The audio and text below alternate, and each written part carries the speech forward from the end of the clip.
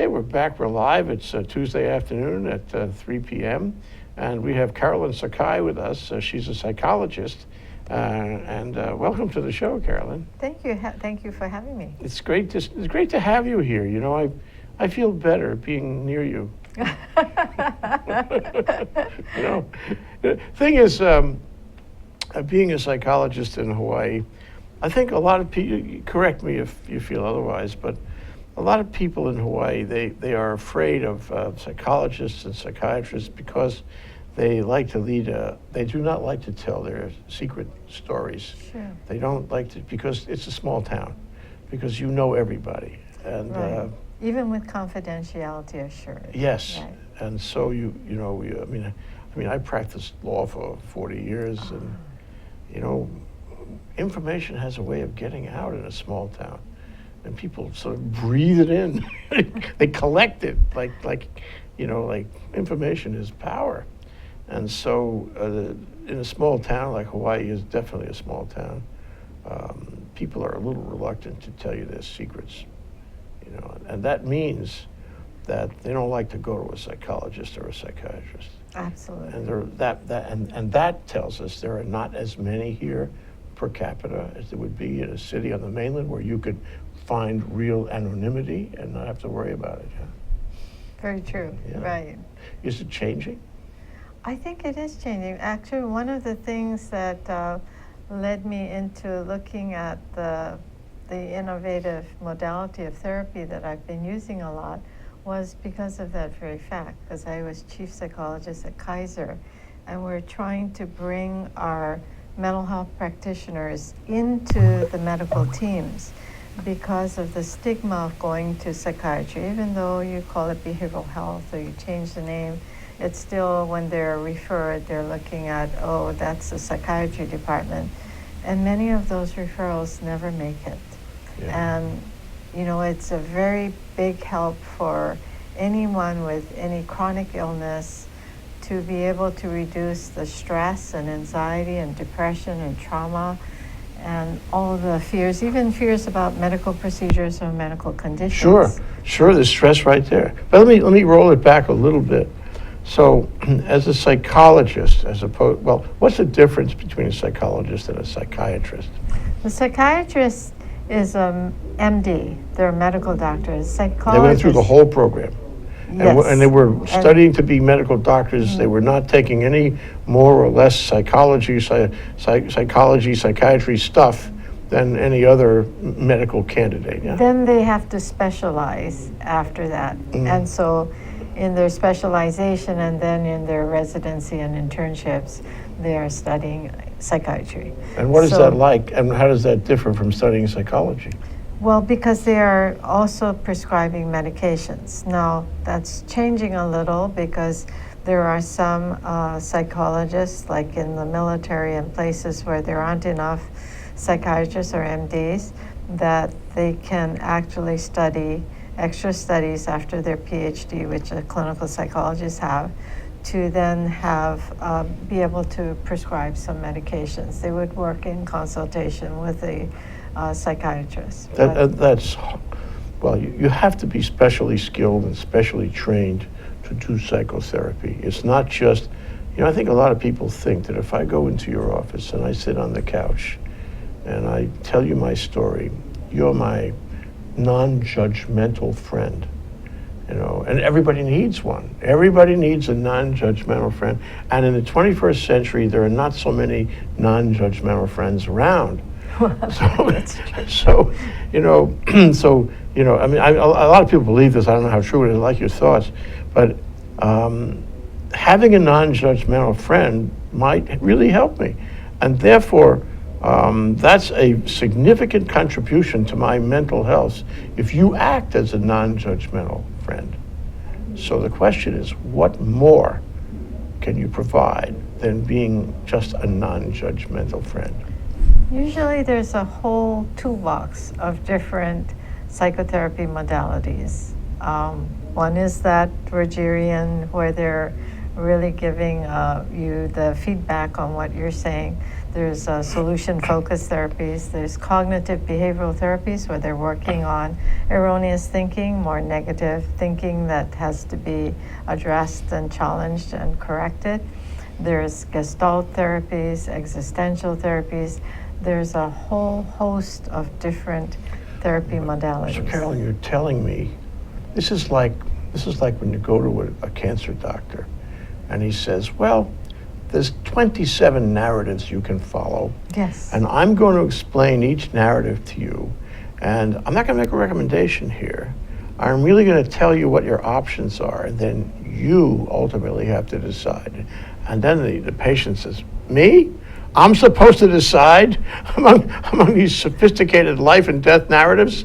You know, doctor, just tell me what to do. Now, is this a similar kind of situation where in modern day psychology, there are many narratives, many techniques, you know, and does the patient have to decide? No, the patient doesn't have to decide, but sometimes they can have an option.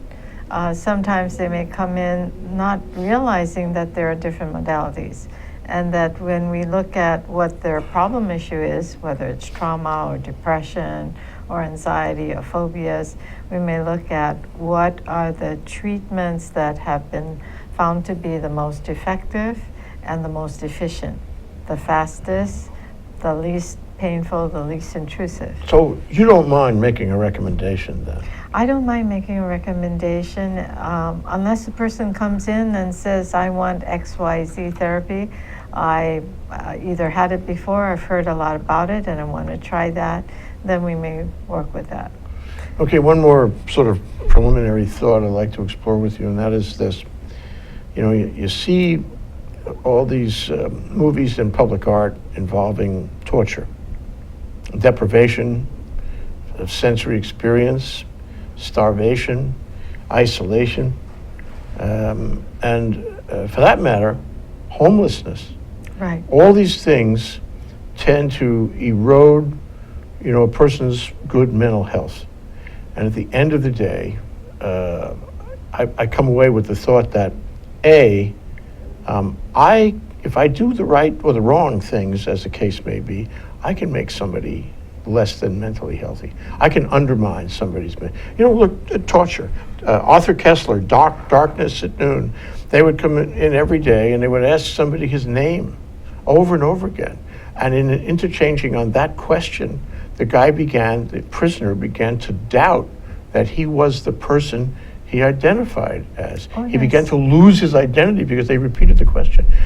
So, you know, if I embark on a sophisticated, or maybe not so, maybe it's just a torture methodology, I can break you down and make you less than a functioning human being. I can make you crazy. And so, if you agree with that, Mm-hmm. then so it goes to the next general concept, is that life itself in our 21st century, in some ways, it's very hard on us, and it's like a kind of torture, Right. I suppose, for some people. There's a lot of stress and trauma. A lot of stress. Every day. And it kind of can make you a little crazy. Just being in that stress, it can undo your mental health, make you less than fully It can functioning. overwhelm the resources that the person has. Some people have more, some people have less, but you get enough stressors over an extended period of time, and you can overwhelm the resources that many people have. Yeah, so it's a matter, you have to work for this. You have to know yourself well enough. But the other thought I want to throw in this mix that we're making here, this primordial soup, okay, is that we're mammals. We're animals, and we have a very, you know, complex body chemistry and a complex biome, and our science doesn't yet know exactly how it works. That's right. And We're finding out and more we're- things. We're not perfectly intellectual machines. Uh-huh. We're not rational that much of the time, if you could even find us rational at all. We those things like fight and flight and you know, all those things, that fear and all these, you know, mammalian kinds of reaction make us less than fully rational. And so I throw this at you. Isn't it true that everybody, even in the best of times, it's a definitional question, everybody, even in the best of times, is a little crazy? Well, it depends on how you define crazy, because you can say that when a person has gotten to the point, for example, if we're looking at it's overwhelming what we're facing at the moment, whether it's a traumatic situation, there are defense mechanisms that come into play so that the person may dissociate. And so they're physically there, but mentally and emotionally, they're no longer really together. Yes, they're not right there. So in that sense, it's an escape, it's a defense, it's a way that the system is working, though, to prevent the person from further deterioration and to be able to maintain by disconnecting and dissociating. So what I get out of this, I mean, if you accept my notion that we're all a little crazy, that we all walk around a little crazy, and the idea is to give everybody in a effective society a baseline of not being too crazy. Yeah, I would redefine that as to we either can go off our healthy path, or we can actually get more on track and get to optimizing our health and getting to be the best that we can be, to functioning mentally, physically, emotionally, spiritually. So that would be the optimal health. Yeah, and some people are more capable of reaching that optimal health than others. Some have more resilience. And it could be by DNA, but it also could be by environment. Right, right. And it can also be learned. There are many people who have been severely traumatized, who weren't functioning, who were able to overcome those adversities and develop the skills to be able to then optimize their functioning. Okay, so here you are, you're a trained psychologist, been practicing for a while, get to be the chief of psychological services in Kaiser, which is a big job, because as we know, everybody is a little bit off, and I certainly agree with you, is that we have to consider mental health as part of health. Yes. We can't separate them. Right. And we have to make people understand that it's okay to treat them as one and the same thing. Mind and body are intertwined. Yeah, right. One affects the other. Right, absolutely. If your health is going, your mind's going to be at risk. And if your mind is going, your health is going to be your bodily health is going to. Anyway, okay, so there you are trying to put this together in Kaiser, a very noble cause. How do you do that in Kaiser, just so I can understand the background of it? Right, and so that, getting back to your earlier question, what we're trying to do then is bring the mental health practitioners into the medical teams. But in order to do that, we would have to have them have rapid access.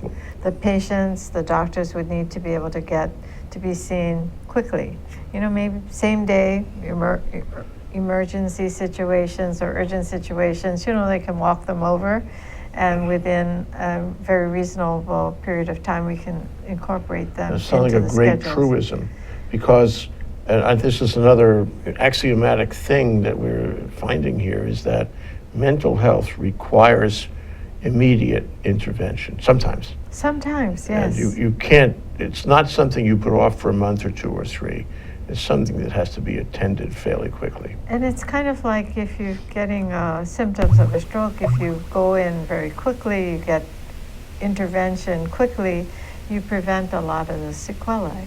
Yeah. And it's same thing as if your resources are being overwhelmed, if we don't take care of that and it goes on, it can get to a more severe state, and people can start to look like they're getting like delusional, or they're deteriorating further, so depressed that they can't function, or they get suicidal, or they do things that are more severe. And I think if you got more early intervention, you can do things more quickly, try to shore up the resources, develop more skills that they can use to be able to handle the overwhelming stress, to handle the anxiety, the depression, the fears. And we all benefit. Society benefits with this. because that means that this individual going out in society is likely to be easier to deal with. He's not going to be a burden on society. More functional, right. Be functional. He's not going to be dangerous. He's not going to go shoot up movie theaters and all that stuff. I mean, and I would just as a footnote to that, it seems to me that aside from areas where it's a sort of cold, calculating terrorism kind of motivation, a lot of these mass shootings are something that resulted from stress and the deterioration of mental health. And that's why it happened in many of these cases, don't you agree? You can have where there has been repeated onslaughts, and it could have started way back, and you have layers and layers of trauma, hurt, resentment, anger, rage building that never really gets resolved or never gets worked through, so that the view of themselves and the view of the world gets to be a more hostile view. So then you're looking at people who may be feeling that other people or the environment is out to get them, and they're reacting with their rage and anger. And that's why, again, if you have early intervention and you can work that through, so you can heal the hurts and wounds and traumas. And deflate that rage. Yes. So it doesn't go act out. But one question more before we go to the break, and when we come back from the break, we're going to be talking about a serious solution to a lot of the stress problems that Carol has been working on for a while. I made the distinction a moment ago between the person who walks into the movie theater and he's had a bad life and a bad time, and he's angry, and as you said, layers and layers of stress and depression and ultimately rage, and that's a psychological problem that maybe we can heal if caught in time. But what about the terrorist? The terrorist is functionally doing the same thing. He's killing those people. He is probably a very angry person. He is vulnerable to a cause that is totally irrational. And by being vulnerable to a cause that is totally irrational and against all mores of all kinds, he becomes irrational himself by buying into that. I mean, do you make a distinction as a psychologist between the guy who walks into the theater because he's really unhappy and the guy who walks into the theater because he's representing a cause? Yeah, I think that when you look at, as you're mentioning earlier, the vulnerability to be indoctrinated into a terrorist ideology is, if you're looking at the disillusionment and hurt and anger and resentment that has been smoldering there and not really addressed, not really taken care of. So it then starts to pervade their entire perception of the world. If you're looking at the world as not a good place, not a safe place, and you're looking at getting to be indoctrinated, this is where the vulnerability to be recruited that becomes. So there is a common denominator between these two scenarios.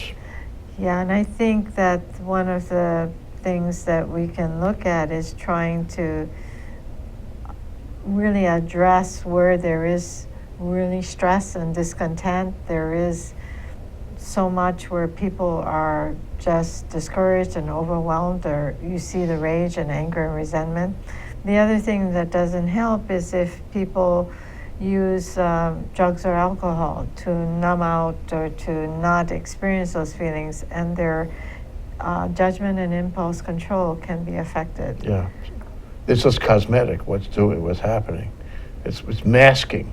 Right, the it problem. doesn't address the problem, Yeah. and it just numbs it out, but it doesn't address the real problems Then underneath. it could come back, gangbusters.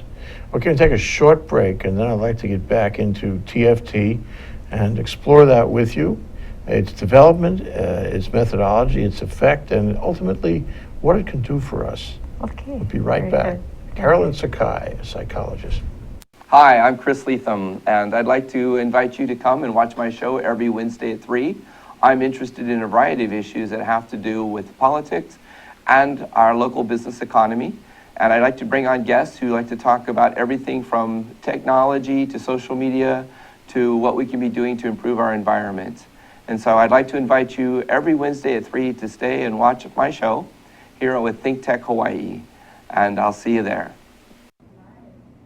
Hi, my name is Cindy Matsuki, and I host the show High Growth with HTDC on ThinkTech Hawaii. This is the show where we talk about all things tech, innovation, entrepreneurship, and manufacturing, because there's so many things going on in Hawaii and more people should know about them. So this is the program that you can come and find out about all the things happening in Hawaii. And this show also airs on Olelo 54 along with ThinkTech Hawaii. And it broadcasts live every other Tuesday at 3 p.m. So don't forget, check out the show Tuesday, 3 p.m. every other week. High Growth with HTDC. Thanks. Okay, we're back, we're live, we're having a great conversation. I feel so much better every minute. Carolyn Sakai, psychologist. So, stress and depression, and inextricably intertwined, I guess. How do I know that somebody is under stress or is depressed and therefore on a bad track? How can I tell? Different people manifest it differently, but when you're looking at people under stress, they're going to be more irritable, more preoccupied. They may be more anxious, more angry more readily, and they may have trouble sleeping. They either may not eat well or overeat. They may be doing different things to try to numb out from the stress.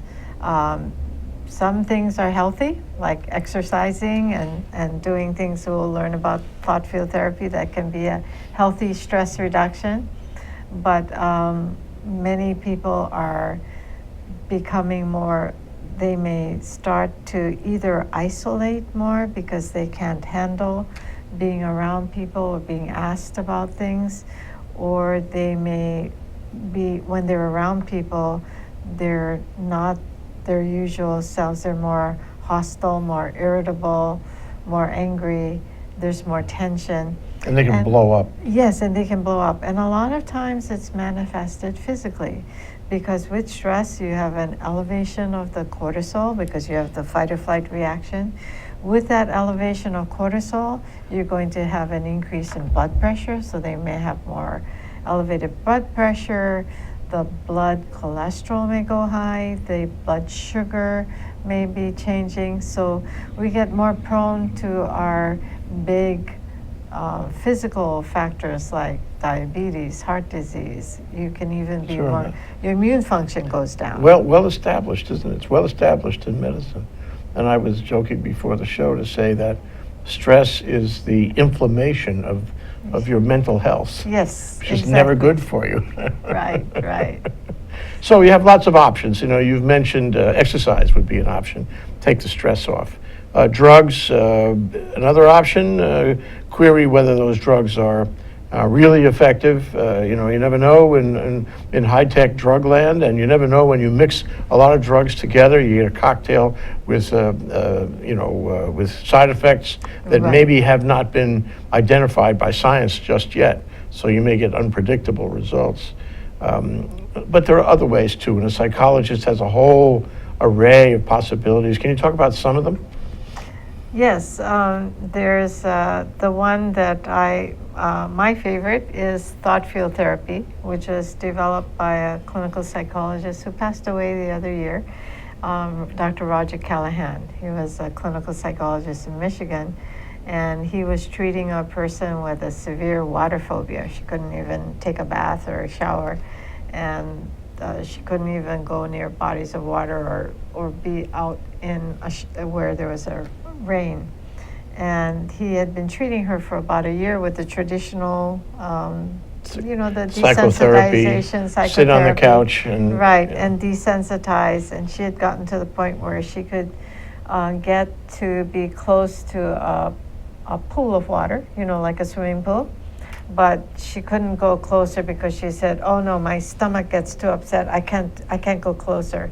And he was a very creative, innovative psychologist, and he had been studying about acupuncture and acupressure, and he thought, she keeps having these stomach symptoms. So he said, well, just tap under your eye for the stomach meridian, just on out of desperation. And she said, oh, that nausea, that queasy feeling in my stomach is gone. And then she walked up to the edge of the pool and stuck her toe in.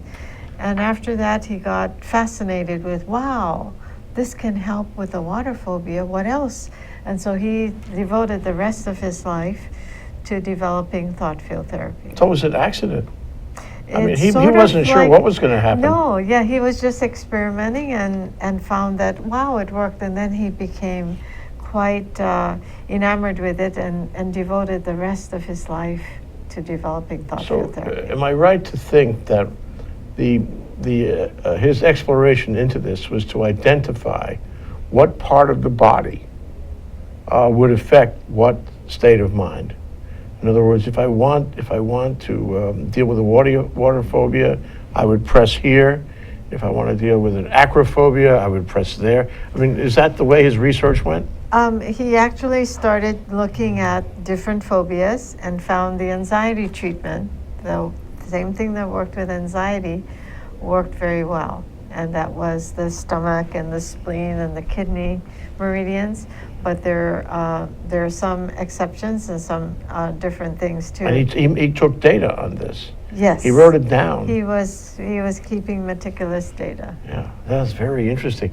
And now, did he look for places where acupuncture would presumably be effective, or was that's also a kind of serendipitous accident? Well, I think once he came upon it, then he was trying to see what else can this work with, and he started using it in his practice. He was a professor in University in Michigan, but he was also doing a private practice, so he was exploring how that worked. So now, if somebody comes into your office and after a discussion you decide that thought field therapy is the way to go, or something to be tried anyway, and that person says that I have fear of water. Hard to imagine somebody in Hawaii having that, but yes, right. But you know, there's fear of cockroaches. There's trauma. There's anxiety, depression. It can work for a whole host of things. Yeah. So I say cockroaches. I can't stand them. You know, it's like snakes, right? Some people can't stand. Right. It can be very effective. So I really can't stand them. I get a rash. I don't know what I'm going to do. I'm stressed out about cockroaches.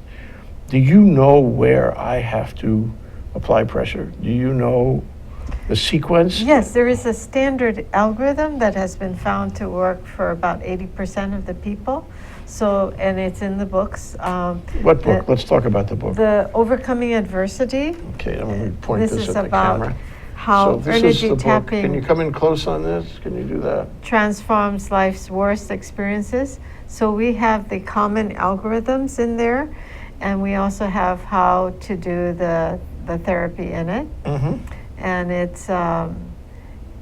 it has different algorithms for different things. This book is by Carolyn Sakai, PhD. It's your book. Yes. And if I turn to a page in the book, say page 111, you actually have parts I have the of the treatments. body. I have these are all case studies that you're looking at, and Mhm. these are their treatments. So in this case, I'm just looking at a little chart here. You identifying parts of the body that are affected when someone is overwhelmed with trauma, rage, and guilt. And likewise, that would be the side of the hand, the eyebrow, under the eye, under the arm, under the collarbone is a 10 There are of them or different so. ones, and if you look in the appendix in the back, you would have actually the commonly used algorithms, like for anger, for anxiety, for depression, for grief, for guilt.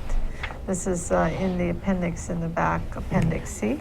See, And then you can see the different different algorithms on that they work for about 80% of the people. And they were derived through an energy testing procedure, which for when we need to do an individualized treatment, we may actually do some energy testing to find which meridians have the energy flow blocked. let's look at embarrassment, because I think this is on page 185. And it says common TFT treatment algorithm. And I guess an algorithm for this purpose is a connection, Right. a relationship of the problem and the part of the body that would offer a solution. So it says, there's one for clumsiness. Let's do that. Clumsiness.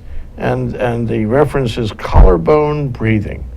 Okay, so I don't know exactly what collarbone breathing, what is that? How does that work? The collarbone breathing is a procedure that I can show it to you, that we can actually do it. It helps with coordination and balance and concentration and attention. It's been helpful for people with ADHD, with people with stuttering and clumsiness, and people that have tendency to dyslexia. Like they say, well, you know, you go down the street and you turn left and they're pointing right. You know, that where you have that the reversals. It happens to me. Never mind. So we can do this. No, and we can't stand up though. We can But do it just tell sitting. me. Tell me, what do I need to do? What you'd need to do is first we'll find your kidney meridian. So you start between your two collarbone notches. You go down an inch Yeah. and over an inch. So you're under the collarbone. Okay. So you rest two fingers of one of your hands there. Yeah. Take your other hand and you're going to put 2 or 3 fingers right in this valley between the 4th and 5th metacarpal, between the 4th and 5th finger Fourth bones and here. fifth. Okay. So you're going to be tapping or massaging here between the 4th and 5th finger bones here. And while you're doing that, you're going to be you're integrating different hemispheres. Oops. Yeah. Just put it back in there. This will snap right back. Okay. Good. You're integrating different hemispheres of the brain. So you're going to be doing more activities at the same time. So while you're doing this, breathe normally. Okay, and you know how to breathe from your diaphragm, Yeah. belly breathing? Take a comfortable full breath from your diaphragm and hold it. Good, then let half of the breath out, then let all of the breath out. Good, then take a half breath in, and then breathe normally. Good.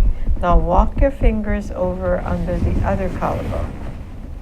I'm going to do the same thing here. You're going to be tapping on that gamut spot between the 4th and 5th finger bones. Breathe normally. Then take a full breath from your diaphragm and hold it. Let half of the breath out. Let all of the breath out. Then take a half breath in and then breathe normally. Excellent. Now you're going to tuck your thumb in and close the fingers around so you have the back of your hand under your collarbone. And we're going to do the same thing. Breathe normally. Then take a full breath in from your diaphragm and hold it. Let half of the breath out. Let all of the breath out. Then take a half breath in and then breathe normally. Then slide the back of your hand under the other collarbone. You're going to do the same thing here. Breathe normally. Then take a full breath in from your diaphragm and hold it. Good. Then let half of the breath out. Then let all of the breath out. Then take a half breath in and then breathe normally. Okay, so you're all done with that hand. Now it's bilateral. So take your other hand now, fingers under the collarbone, down an inch, over an inch, and we're going to reverse hands. While you're tapping. Okay, I get the idea. Okay, that's how you do the collarbone breathing. A couple of observations about that is that you could make a mistake and put your hand in the wrong place. Maybe you didn't find the bottom of the collarbone where you should have found it, or you didn't put your fingers, tap your fingers in the right place. Now, you as a psychologist, as the person supervising the TFT, you would show correct me. them. Uh-huh. But actually, what's interesting about this is that I do this myself Yes, all it's a of the self-treatment. touching involved is self-treatment. And you can watch and maybe guide my hands if necessary, but you're not actually doing it. I'm no. doing it. Right. That's the beauty of the thought field therapy. It's a self-treatment, so people can do it themselves. After they're find the treatment that works for them, we give them the treatment protocol. They take it home and they can do it. They can photograph it on their smartphone and they have it with them. They can audio record it Do or it video anywhere. record it and listen to it. And they can do it either by tapping on the meridian points or massaging on the meridian points, either side or both. Once they know how to do it, they can do it mentally by just focusing on those words. I want to talk about that. But in ramping up to talk about that, I'm going to do a mental thing now. I'm going to mentally will that there should be a break in the show. Watch this. Hi, I'm Ethan Allen. I'm the host of Likeable Science on ThinkTech Hawaii. We talk about why people should like science, why science is actually fun, how science is a dynamic and vital part of everyone's life, why everyone, every man, woman, and child on the planet should really know science, should love science, should be familiar with science. So it's a great show. People come on here and have interesting conversations with us. They tell us why they do what they do, why they love it, why we should love it too. I hope you'll join us every Friday, 1 to 2 p.m. And of course, you can see it anytime on YouTube. Aloha. The reason we came back from the break, by the way, is that I willed us. I mentally made everything happen, and we're back. So many questions here, and I do want to talk about the mental aspect, so the personalization, the integration, internalization, I guess I'm looking for, to make this happen. So I guess the patient would go through a number of steps. First of all, oh, by the way, where do you get this book? You can get it at Amazon.com. It's both in the paperback and ebook, or major bookstores like Barnes & Noble has been carrying it, and I'm also selling some at my office. The proceeds from the book are going to the Nalani Keleomana Foundation, which is helping to, it's a 501(c) that helps to fund our ongoing project with the genocide survivors in Rwanda, and is also helping in the local projects with the at-risk youth, like with Kupu and Life 360, and there's a project upcoming that's going on. So you're a nonprofit for sure. Yeah. The foundation is, yeah. So let me do a little digression about Rwanda. Because before the show you told me, and a regular host for the show, Steve Katz, told me that you'd spent 5 years in Rwanda trying to alleviate stress, because Rwanda is the like genocide survivors, the capital of stress in the world. Right. They have been, the entire nation had been traumatized by the genocide in 1994, and where you had close to 1 million people killed within 100 days. So there was the devastating effects of sometimes entire villages being wiped out with a few survivors. And they were traumatized. Many of the people were not able to function, very depressed, very angry, very resentful. And children that were in the orphanages, that like when we first went to an orphanage, worked with 400 children there, they were remaining in a transitional school because they couldn't focus, they couldn't study, they couldn't concentrate, so they hadn't been really able to learn. After we worked with them and worked through the traumas, kids who couldn't remember their childhood prior to the trauma, because all they could remember is the flashbacks and the nightmares of the horrors of the genocide, that they were just ingrained, and they said they were having nightmares every night, and they were having what they call daymares, like the flashbacks they were having every day. So it was hard for them to concentrate.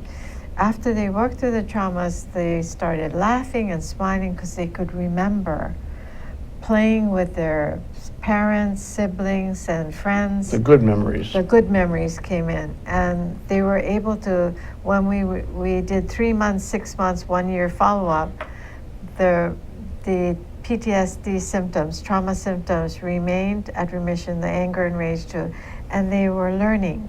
And so when we went back a year later, the majority of the kids had passed their competitive exams and had moved on to the regular Rwandan schools. That's great. And it really tells you something about them and us. And it tells you something about you, Carolyn. Why did you go there in the first place? Well, I had met Paul Oas, who was a psychologist and pastor in Del Mar, California, who had been to Rwanda. We were working with Hurricane Katrina survivors and first responders with Charity Hospital and Children's Hospital.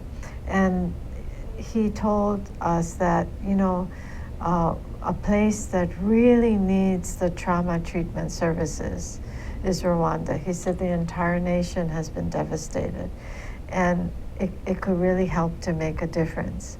So he asked if I could lead a clinical team to Rwanda. So we did, and we were just amazed to see the change in the children, adolescents, and adults, and seeing them more functional, seeing them able to recover from such severe trauma and have the rage and anger to see that remitting, so they could actually get to the point of even being able to forgive the people that had killed their family and friends and neighbors. This reminds me of Aloha Medical Mission, Brad Wong, Yeah. going into the hinterland of Asia and doing good work. And that's why you went to do the good work. Right, to But- help to heal the trauma. That's a huge sacrifice, isn't it, to go for any length of time? Yes, a month at a time. So it takes because it's a big out-of-pocket expense. We did have some of the missions were helped by funds from the ATFT Foundation, but we still have a lot of out-of-pocket costs. Sure. And so it took a while to recover. Very nice of you. That's really outreach, humanity outreach. Well, So- they gave back to us because they said, well, we're so grateful, how can we help? So they were telling us, well, you guys in the United States are lucky. You have had this treatment for 40 years. Everybody must be healthy and happy. And we said, well, they immediately took it into their schools, into their prisons, into the military, into TFT, police, your taught field TFT, therapy. that's pretty good. And so they immediately started adopting it and taking it everywhere. And we said, well, we have trouble doing that because in the United States we need what is called randomized control studies, and we've not been able to get the funding grants for those. And so they said, well, how can we help? And that's how we actually got the studies. And then after working with the orphans, and we did that study, which wasn't randomized control, part of the problem was that the kids started, that were having the TFT first, they started telling their bunkmates, oh, you're still having nightmares. Hey, do this. So by the time we saw nobody can stop so that, it couldn't yeah. be a randomized control. But then years after that, we worked with adult genocide survivors in 2 different parts, in Kigali and in Byumba, Yeah. and we did randomized control studies that have been published. So, this opens the question of why, this isn't all over the country and all over the state for that matter. And so what would you recommend to the state legislature? It's right over there on camera 2. The state, what would you tell them to do about this? Is it a matter of money? Is it a matter of regulation? Is it a matter of public relations? What is it? What would you tell the legislature to do? I think if we can look at, now that we do have the controlled studies, we do have Dr. David Feinstein, who used to be a clinical research professor at Johns Hopkins, that he has written a meta-analysis that was published in a major psychology review of research. And that he looked at 51 studies of energy psychology. I believe 18 of them were randomized control studies. So we do have a basis to look at. So it's having an open mind to looking at what might help to make things even better than they are. And this is a therapy that, you know, it's like the Rwandan said, once you know how to do it, you can do it as often as you like, and it's free. Yeah. And pass it along. It's a and all self-treatment, that, and they yeah. can pass it along. Yeah, so you can change the behavior or at least the mental health of a whole population. I suppose one of the resistance points is the biological confirmation. I mean, if we asked you or anybody practicing in TFT, explain to me how the cells work and the muscles work. Explain to me how these messages are passed back and forth on the neurons so that the result you're getting can be explained. You have a hard time. It's more like, it works, that's all. We can't really explain it all that well to you. That's true, and maybe if we could have like functional MRI scan studies or something that would show more physiology. We have, we did some HRV, heart rate variability. Some of that is in the Kaiser article, but like there are acupuncture studies that show the change in the hippocampus and amygdala that light up with PTSD, how with the acupuncture it brings it down. And there is a study that was at one of our major medical centers in the United States that showed the difference between acupuncture, sham acupuncture, which look like they're tapping in needles, but there's no needle going in, and the standard of care for chronic low back pain. They published a study with showing that both sham acupuncture and acupuncture were superior to the standard of care, which was medication. That's really interesting. The disappointing thing for the acupuncturists who did the study was that there was no statistically significant difference between the sham acupuncture and the acupuncture. Acupuncture works, but the sham acupuncture is also activating the outside edge of the acupoint. And in terms of thought field therapy, one of the things we're looking at is we are activating the outside edge of the acupoints. Mm-hmm. Well, there's a bit of a confirmation there. Mm-hmm. So the last thought I have just to share with you is that you went to Rwanda, you found a nation in trauma, a nation in all the stress that trauma can deliver, people in terrible shape, and you were able to make some significant dent on that, or you wouldn't have stayed using this TFT. But I give you the Holocaust. I give you ISIS chopping people's heads off. I give you what happened in the killing fields in Asia. Tremendous trauma, people dying by the carload for no reason.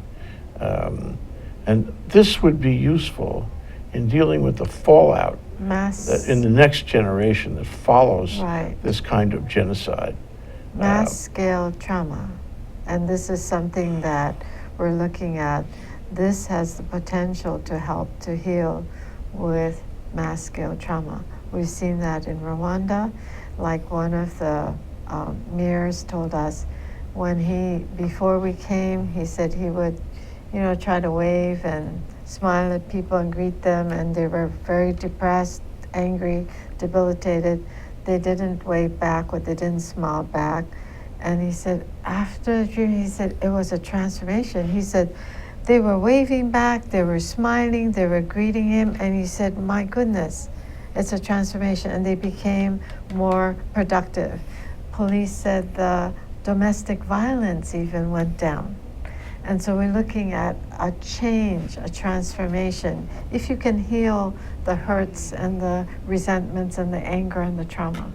Well, you know what, last thought is that I don't think we connect the mind and the body enough. And this is an example of trying to heal the mind through the body. Exactly, and right. There's a lot to be said for that. Anyway, Carolyn, great to talk to you. What an interesting professional experience you're having with this, not only here but overseas. That's really admirable. Thank you so much for coming around. Thank you very much, Jay. Appreciate it. Aloha.